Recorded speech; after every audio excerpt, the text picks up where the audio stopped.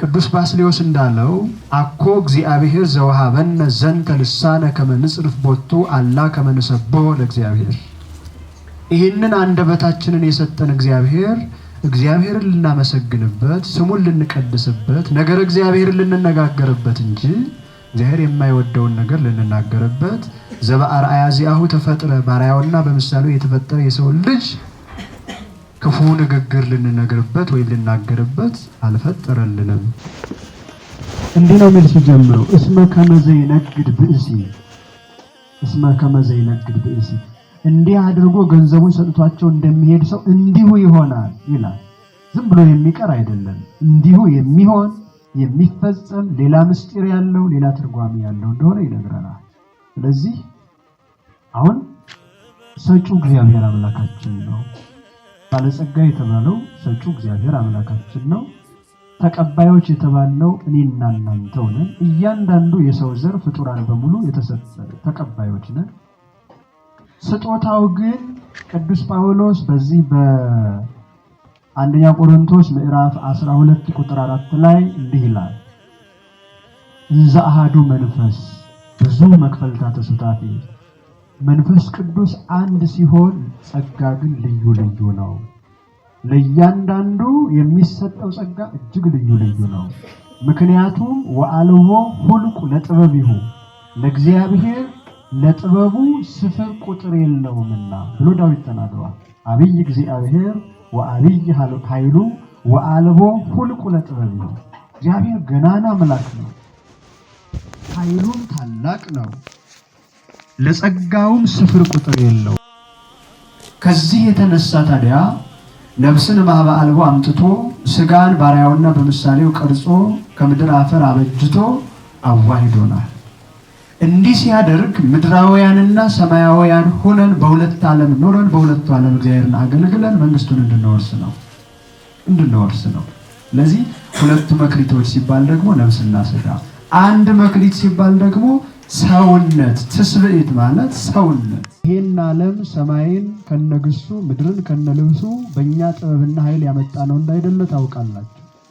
ሰማይን ከነግሱ ምድርን ከነልብሱ ፈጥሮ ለኔና ለናንተ ምቹ አድርጎ አከናውኖ ለዚያውም የተዋበች ያማረች የሕይወት ዛፍ ያለባት የሕይወት ውሃ የሚፈልቅባት ገነትን የሰጠን ስስት የሌለበት ወዶ የማይጠላ ታምኖ የማይከዳ ባንደበቱ ጉህሉት በልቡናው ክፋት የሌለበት ቸር አምላክ ነው እግዚአብሔር።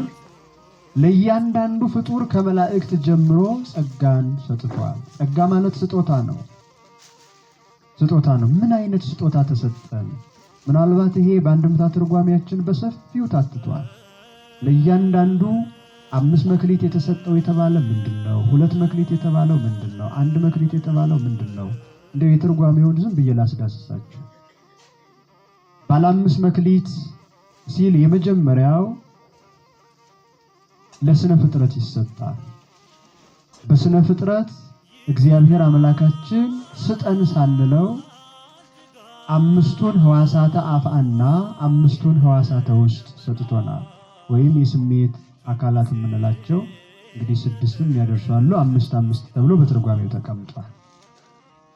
ጆሮ አለን፣ ዓይን አለን፣ አፍ አለን፣ እጅ አለን፣ እግር አለን። አፍንጫንም ከጨመረ 6 ሊሆን ይችላል። ያም ሆነ ይህ ግን ይሄን አካል ሲሰጠን እግዚአብሔር ዓላማ አለው። ይሄን አካል ሲሰጠን እግዚአብሔር እንድናተርፍበት መሆኑ ተጽፏል። በተለይ በዚህ በመዝሙር 36 ቁጥር 12 ላይ እንዲህ ይላል። በመዝሙር 36 መዝሙረኛው ዳዊት እንዲህ ብለዋል። ሀጥ ይትሌቃ ሀጥ ወኢይፈዲ ጻድቅ እሰይ ምህር ወይሁር። ኃጢአተኛ ሰው አካልን ከእግዚአብሔር አካል ዘያክልን ከእግዚአብሔር ይበደራል፣ ነገር ግን ብድራቱን አይመልስም። ጻድቅ እሰይ ምህር ወይሁር ይሁብ ወይምህር። ጻድቅ ሰው ግን ከእግዚአብሔር የተቀበለውን አካል አትርፎ ያበረክታል ተብሎ ተጽፏል። በቀጥታ ለአካል ተሰጥቶ እና ባለ 5 መክሊት ሲባል እኔም እናንተም እያንዳንዳችን ሰው ሆነን የተፈጠርን በሙሉ እነዚህ አካላት ተሰጥተውን ተፈጥረናል። እዚያ ላይ ዳዊቱ ላይ የታተተው ምን የሚል ነው?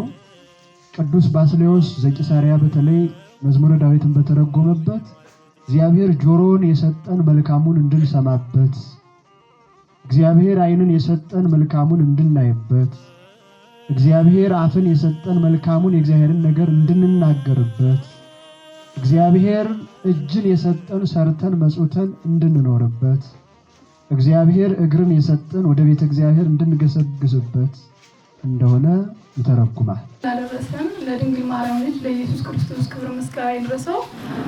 እንግዲህ ወደ ቅድስት ቤተ ክርስቲያን አንጻን ግቢ ጉባኤ ያስተምሩን ማህበረ ቅዱሳን ተዋግረው ለኛ ተሰጠው አደራ ተሰጠው ለዚህ አድርሰውናልና ለወደ እግዚአብሔር ስሙ የተመሰገነ ይሁን። ለዚህ ሁሉ ብቃትና ስኬት በመጀመሪያ የኢየሱስ ክርስቶስ የእናታችን የቅድስት ድንግል ማርያም እርዳታ ኑሮበት እንጂ የኔ ኃይል ኑሮ ይሆን አይደለምና ኢየሱስ ክርስቶስ አሁንም ስሙ ከአጽናፈ ዓለም እስከ አጽናፈ ዓለም የተመሰገነ ይሁን።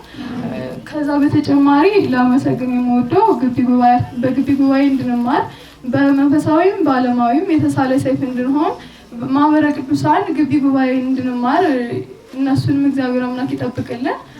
ከዛ በመቀጠል ምለው ነገር ቢኖር ለዚህ ነገር ላበቃኝ ግቢ ጉባኤ ስለሆነ ለዚህ ሁሉ ነገር ደስተኛ ነኝና አንዱን ዋንጫ በግቢ ጉባኤያችን ስም ለማህበረ ቅዱሳን ለመስጠት እወዳለሁ። አንደኛው ዋንጫ ደግሞ ለእናቴ በባዶ እግሯ ሄዳ ላስተማረችኝና ለዚህ ላደረሰችኝ ለእናቴ ነው የምሰጣት እና አንዱን ለግቢ ጉባኤያችን በደባርቅ ዩኒቨርሲቲ ግቢ ጉባኤ ስም ለማህበረ ቅዱሳን አበርክቻለሁ። እግዚአብሔር ይስጥልኝ።